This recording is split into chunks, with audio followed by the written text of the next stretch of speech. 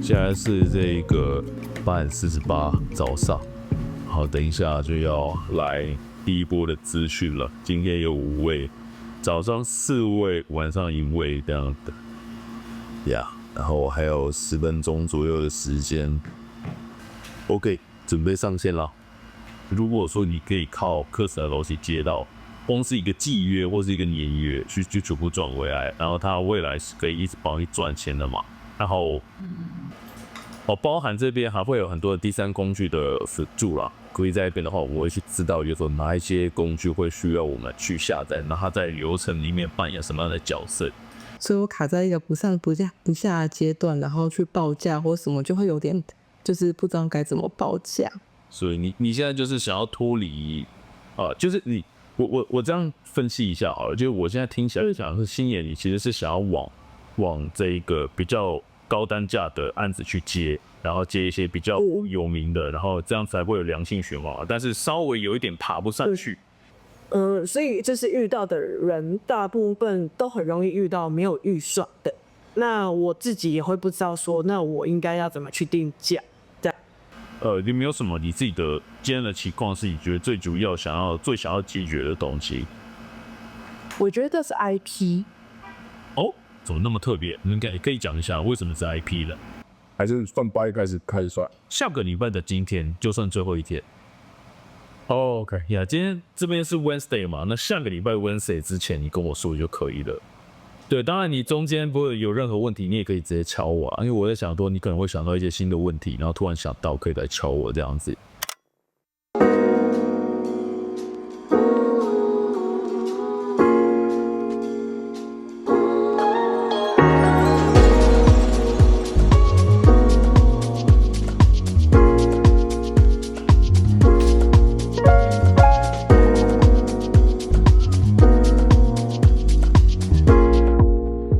没力了，干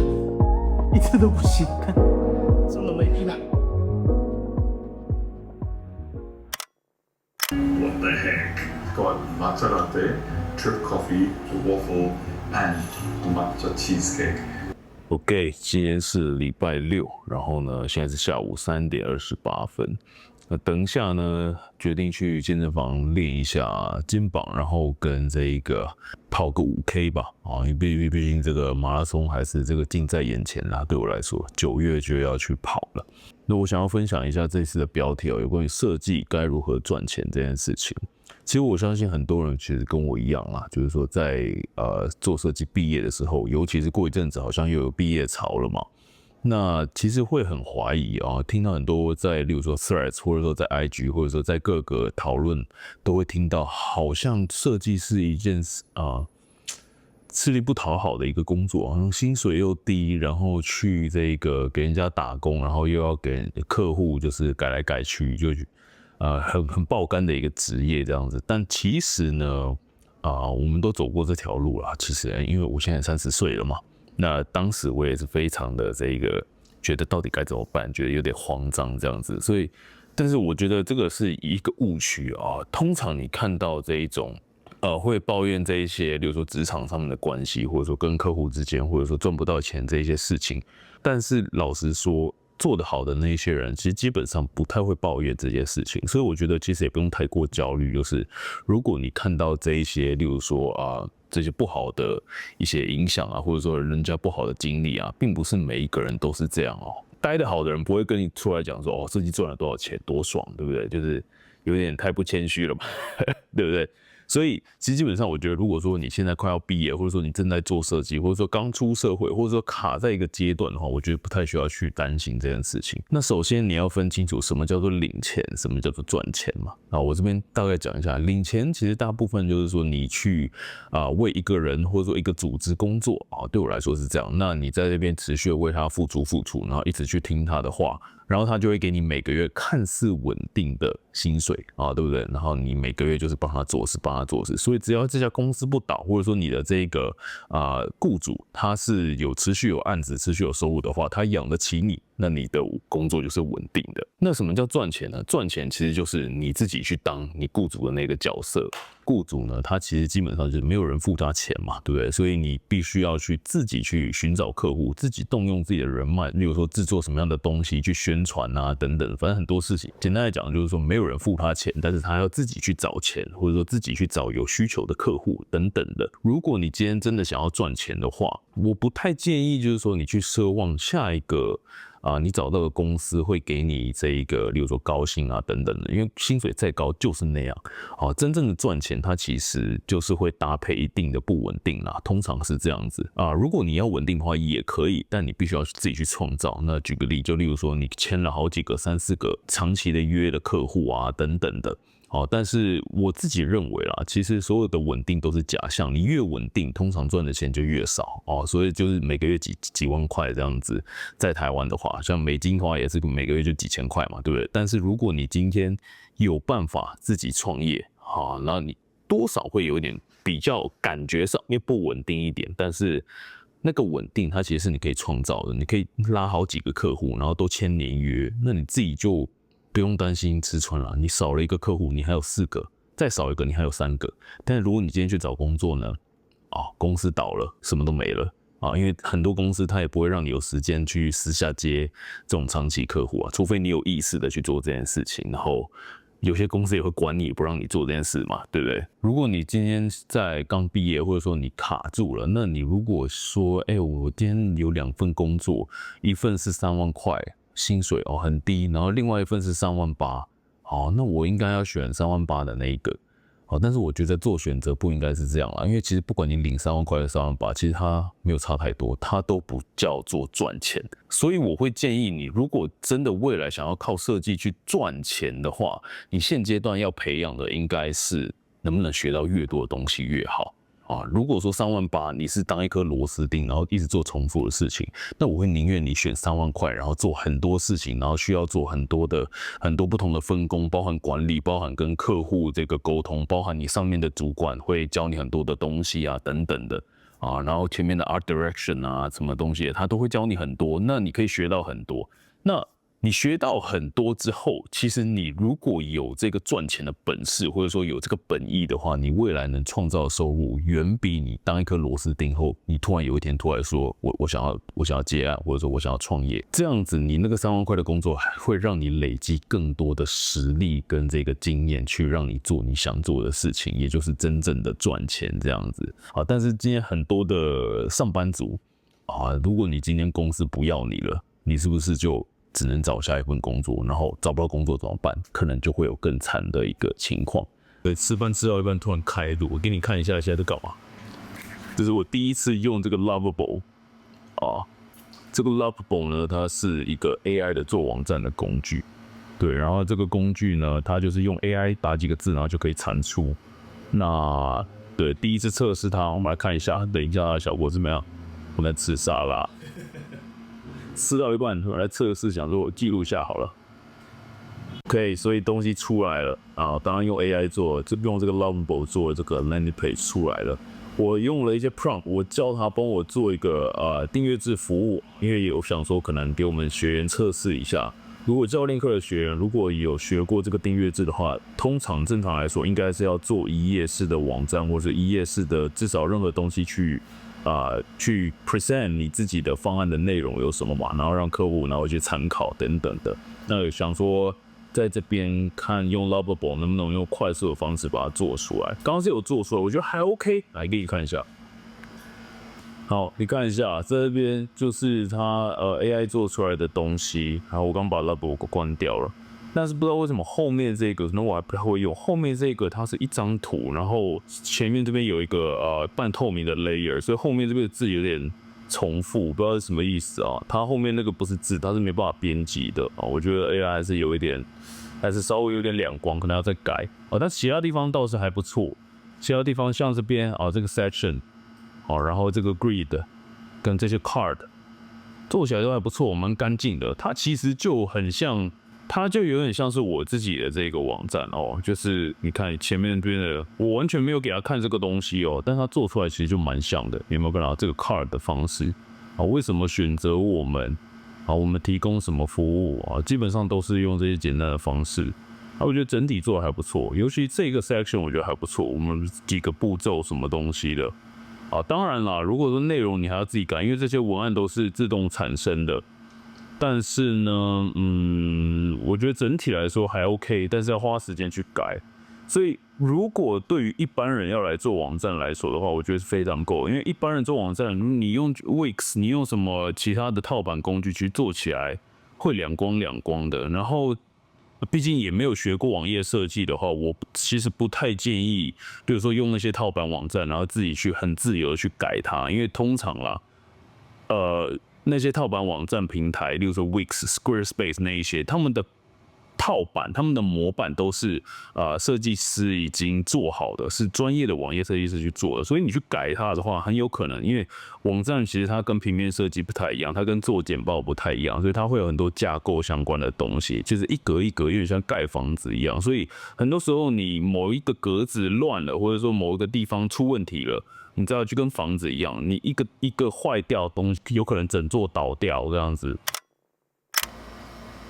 OK， 现在是早上8点56分，等一下要来咨询了。咖啡已经备好。我不知道是因为我本身不喜欢社交的原因，所以导致按量一直没有到非常的稳定。那个我现在还没有正式的接触这节课，荣教是以我当造型老师的助手为主。目前的话，变相去问他们说，是否是可以愿意去做接案或是长期被保利。蛮错，我也是，对。这个漏斗它其实 Jeff， 你现在就在我的漏斗里面，所以你的体验应该是非常的现场感这样子。意思就是像你平常会听我的 podcast， 然后可能都会去看我的 YouTube， 通常大家都会去听我的 podcast， 然后听，然后就会去看 IG， 然后可能每个礼拜在那边听，突然有一天觉得，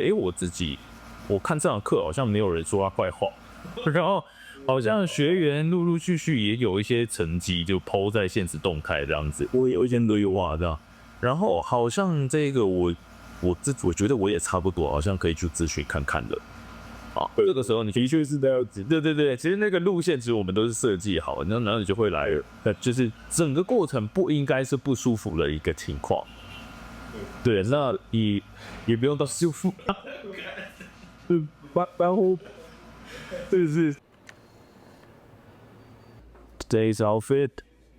我觉得最近好像有变瘦。看一下有没有戴帽子，你觉得呢？要帽子还是不要帽子？戴着好了，放包包。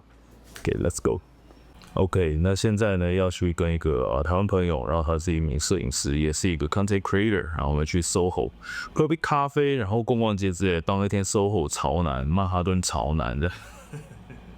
OK， 那今天呢难得啦，因为最近都是招生期嘛。那招生期的时候我有开放免费咨询，所以我是固定1、3、4会有开放咨询，然后昨天全满，然后明天也会全满，就是给你看。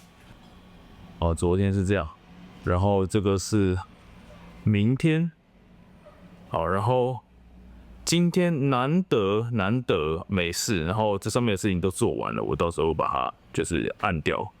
所以今天可以出门走一走，喝杯咖啡，然后享受一下。今天天气也不错，凉凉的，虽然家里很热，但外面就会很舒服，好不好？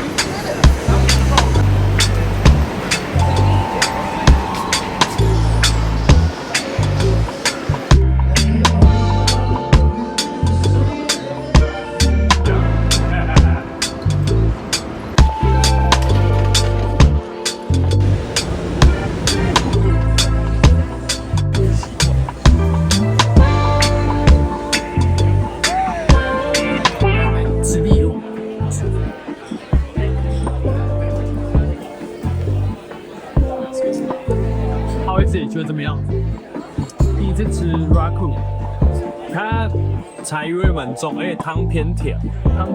偏甜，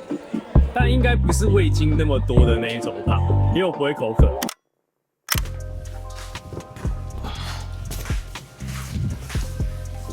OK， 现在是4点50分。那接下来想要继续说，我觉得如果说要做设计要赚大钱的话，你可以创一个品牌。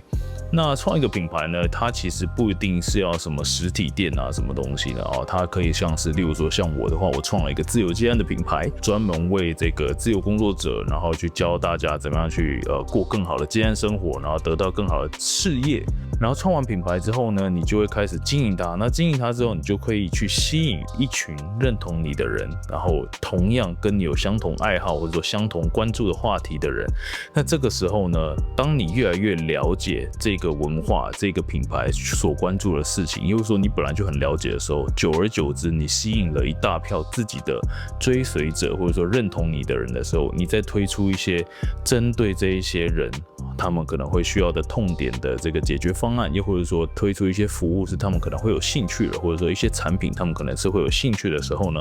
你创的这个品牌它就可以发挥价值。那这个时候你就会学到非常多有关于做设计怎么样经营品牌，然后你也会知道你的客户都在想什么嘛，对不对？那以这个角度来说的话，其实创品牌它是很容易可以去让你可以拥有大量收入的一个机会，一个行为。好，所以如果说你是设计师的话，我会认为创品牌是一个很直接、很直线的一条可以赚钱的路。好，3位先去运动。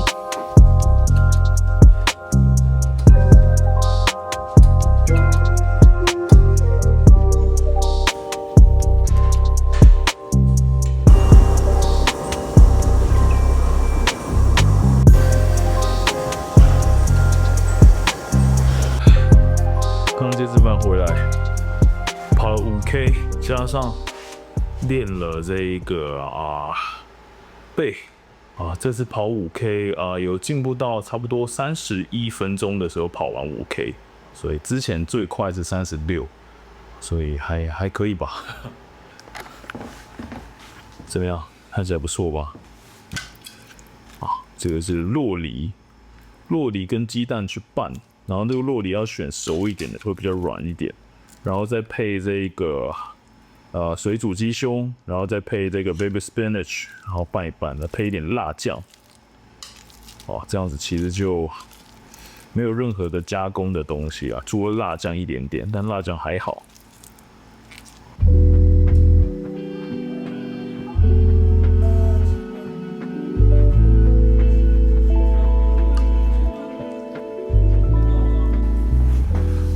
其实一路走过来，我这边其实也不是很轻松嘛，因为就是之前的日子，其实如果是我的老朋友一路看我成长的话，其实都会知道，我虽然人在纽约，虽然有这边的身份移民过来了，但是生活却没有过到非常纽约。也就是说你在电影里面，或者说你在这个任何的看到别人来纽约，你都会觉得玩，一直都在玩，然后生活好像过得很精彩、很缤纷。但其实我在那边生活过得非常的极简也就是说我每天吃的东西都很固定，然后也很少出门，然后整天就是在家里然后就一直在工作这样子，然后维持了差不多有5到7年左右，其实是蛮久的所以但是现在时间过去，我其实觉得我生活虽然还没有到非常理想，但是已经跟以前比起来好很多了。现在要吃什么东西都吃得起，然后要买什么也买得起，然后甚至也买得起精品了对不对？就觉得其实算是有成长了。然后30岁到现在这个成绩，然后跟别人去相比的话，我觉得从零全部靠自己的状态来说，算是赢过蛮多人算是赢过蛮多人。不敢说太多，也不敢说很有钱，但应该说。以白手起家的一个状态来说的话，跟很多同龄的我算是还 OK， 然后成长的算不错。但我想讲的是，这几年看过来，就是这7年看过来，这些牺牲，我觉得这几年花下来其实是很划算的。所以如果你现在是20出头不管其实你现在几岁啦，如果你觉得你现在的状态不太好，通常我觉得不要笑想它是1-2年就可以做出多大的改变因为如果你现在是从一个你的生活状态离你理想的还差得非常远的话，它的确真的是会需要花很多时间，一步一步。所以我会建议你一年一年给自己一些小小的阶段，让自己学一些新的东西。因为我当初也没想那么多嘛，我就是每一年都过下去，那学一学，就是突然有一天开始发现能力跟以前差很多了，然后开始就往前冲，然后冲了之后，我觉得今天这样子的成果跟进度其实还不错，好吗？所以如果你今天是对自己的状态非常不满意，或者说觉得自己有非常大的不足，还离别人很远，离你心目中理想的生活很远的话，也不要太急，你就是稳扎稳打，稳扎稳打，有一天你会走到那一边的，相信我。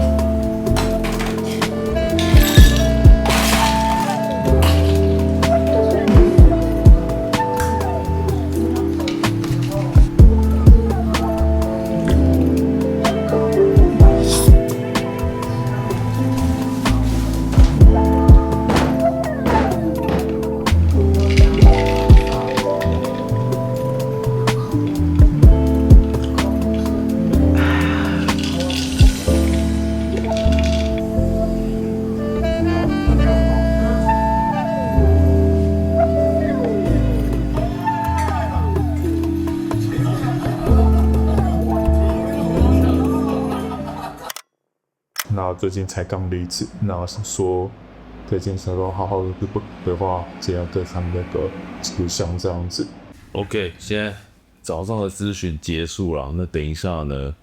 会跟一个台湾很厉害的一个设计师前辈，他叫林廷汉廷汉老师去录一场 podcast， 也很荣幸可以邀请他到 podcast 上面来分享。那现在稍微去打理一下一些家里的东西什么碗盘什么先处理一下，等一下就要开录 podcast 啦。OK， 期待。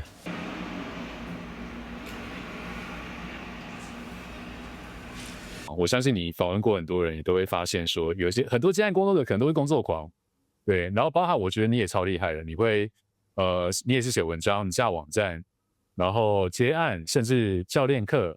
对，就是我觉得现在的人真的超级卷的，但在这个卷的真的，然后在这个卷的状态之下，我们如果没有去发展一些可能在你成长过程当中被召唤想要去完成的事情，就是你其实有更多事情想要做，但是你因为工作或是专业的关系，你过度发展了某个部分，其实到了某个状态，你会倦怠是很正常。的曲线，它把最黑到最白的这个东西压缩变成灰色，放到我们的相机里面，这样子我们就可以去保留最暗跟最亮的细节。那我们在后期在做的调色还原的步骤呢，就像是把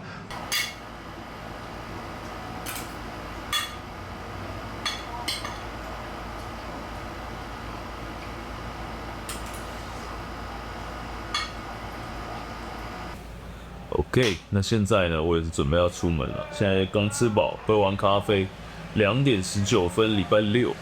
我觉得这一次的影片也会在这边做一个结尾，因为上一集有跟大家说我的朋友要去要回国了嘛，那今天就是要去他家里去搜刮一些，看有没有什么东西是我可以二手收下来的。对，然后目前是选定想说要有一个这个 Dyson 的这个吸尘器。我看很多人家里都有，但是我这辈子没有买过 Dyson， 以前负担不起嘛，花不起这个钱，然后现在其实也不知道怎么说就觉得好像居然有二手，然后可以试试看，看一下它厉害到底在哪里。为什么人手一个 Dyson 这样子的吸尘器在每个人的家里？对，我想要可以试试看。然后呢，现在就要换衣服，准备出门啦。来，等一下一起去看看他家里有什么东西吧。OK，let's go。